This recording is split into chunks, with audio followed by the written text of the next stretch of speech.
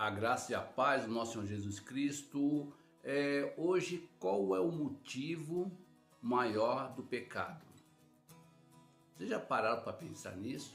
O que leva o homem a pecar?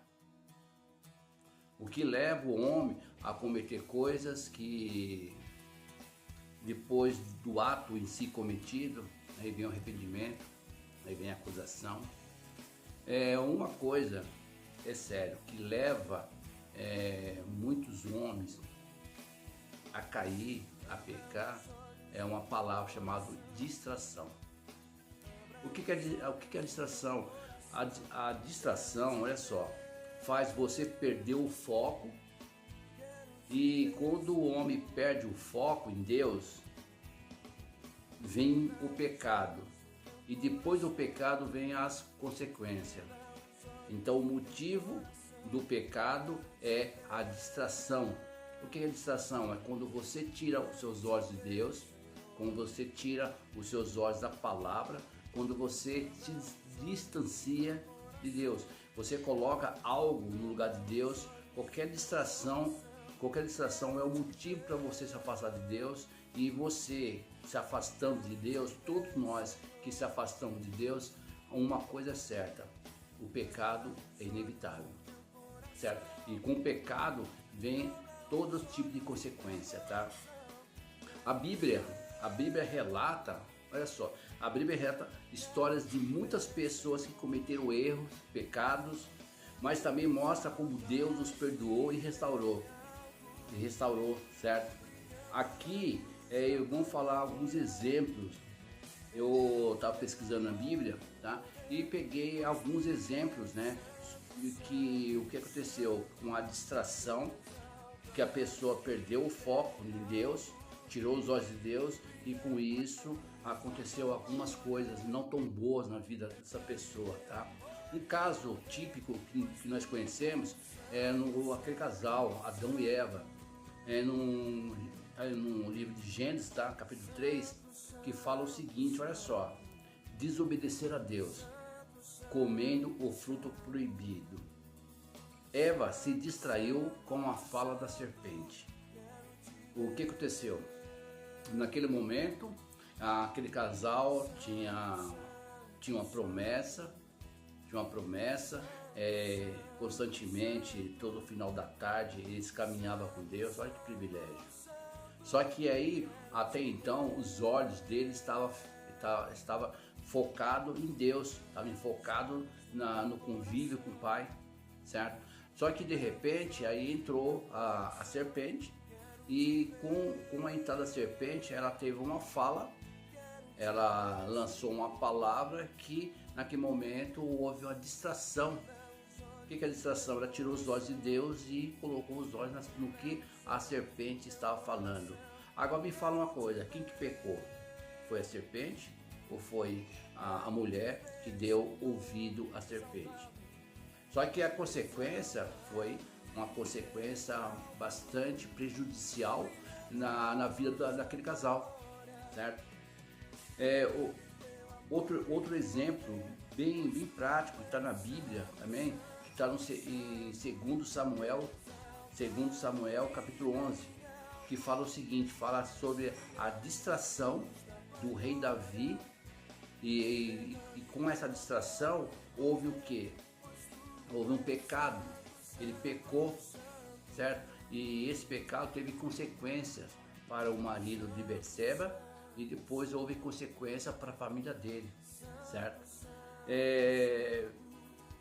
E com essa distração, ele tirou os olhos de Deus e olhou para Betseba.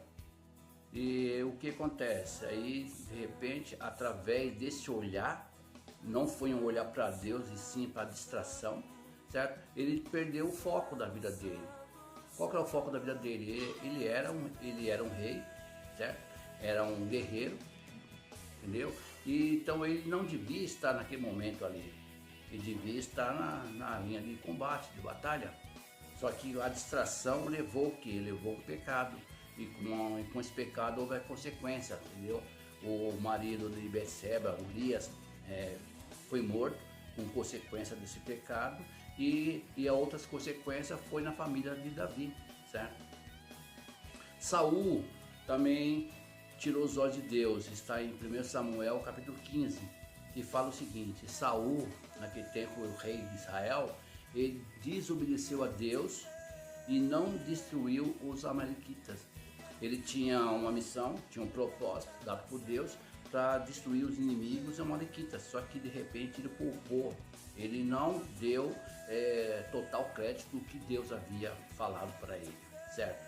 Outro caso bastante conhecido é no caso de Sansão, certo? Que está no livro de Juízes, capítulo 14 e diante, tá? Que fala o seguinte: Sansão simplesmente ele se orgulhou-se da sua força e simplesmente ele desobedeceu a Deus. Por que ele desobedeceu a Deus? Ele foi um milagre, certo? A mãe dele não podia gerar filhos. O anjo apareceu para a mãe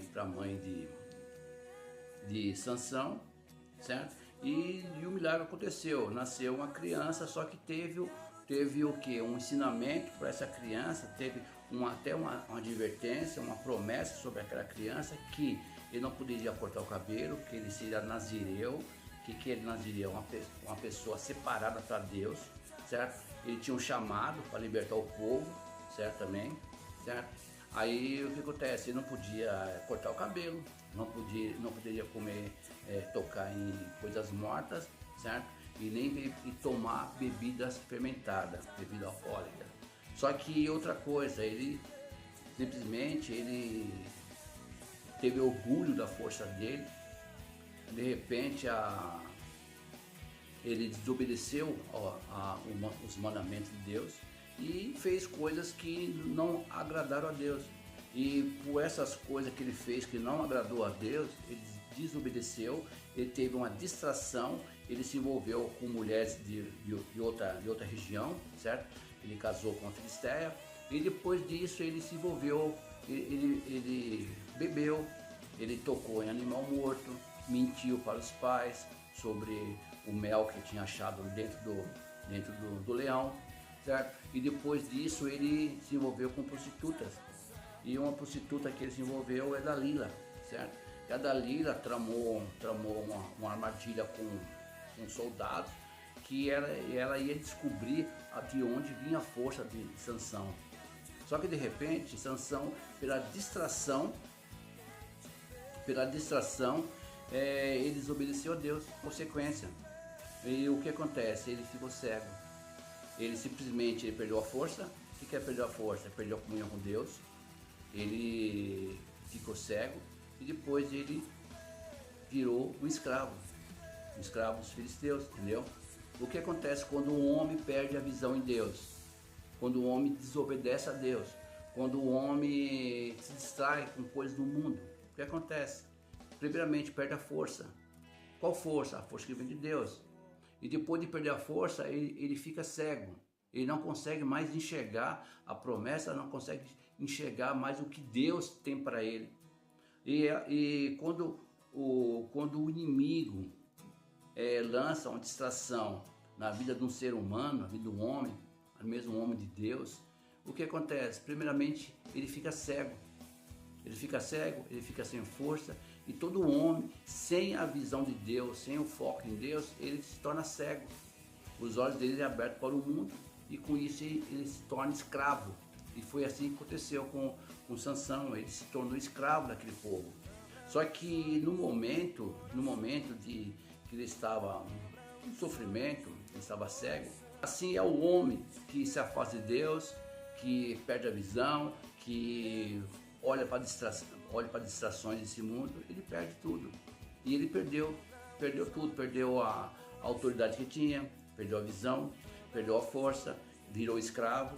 Só que no momento de fraqueza dele, ele orou a Deus, falou: Senhor, eu te peço que o Senhor me retorne a minha força só mais uma vez, para que eu possa cumprir o propósito que eu nasci, que é destruir os inimigos.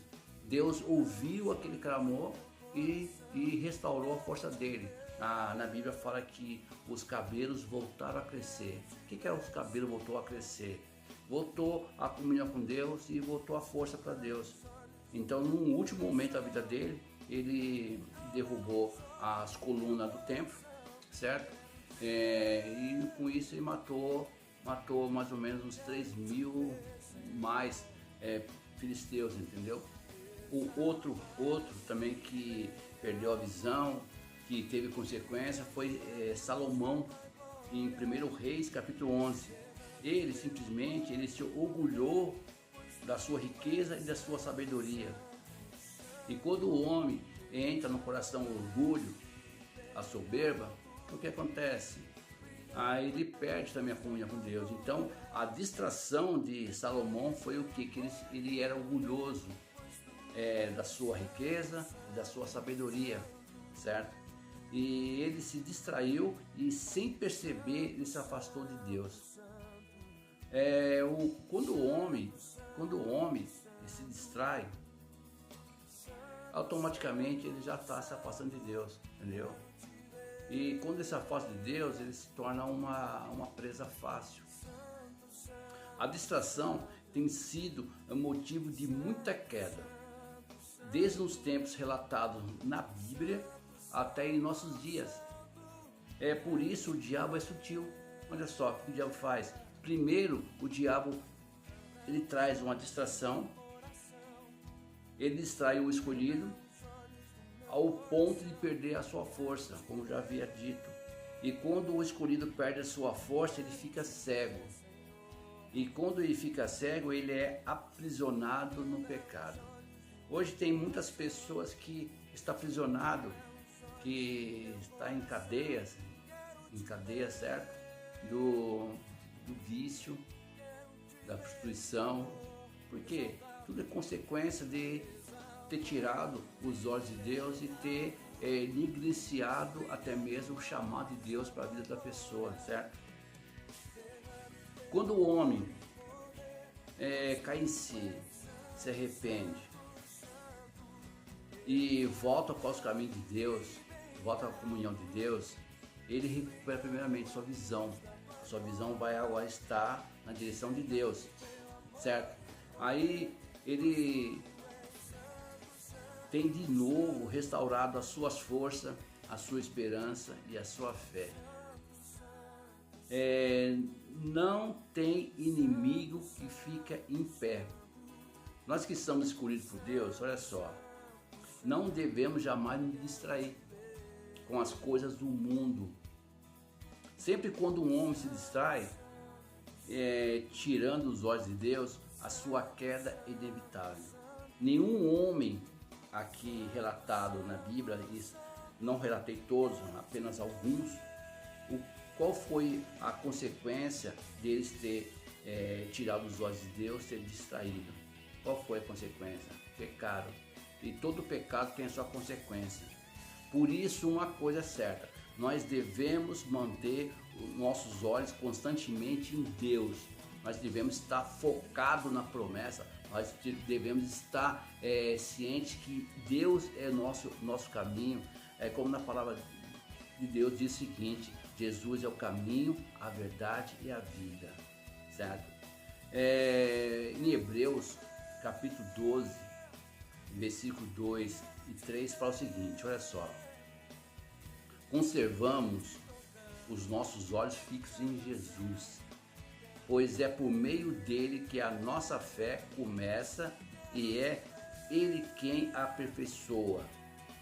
Ele não deixou que a cruz fizesse com que ele desistisse, pelo contrário, por causa da alegria que lhe foi prometida, ele não se importou com a humilhação de morrer naquela cruz e agora está sentado do lado direito do trono de Deus.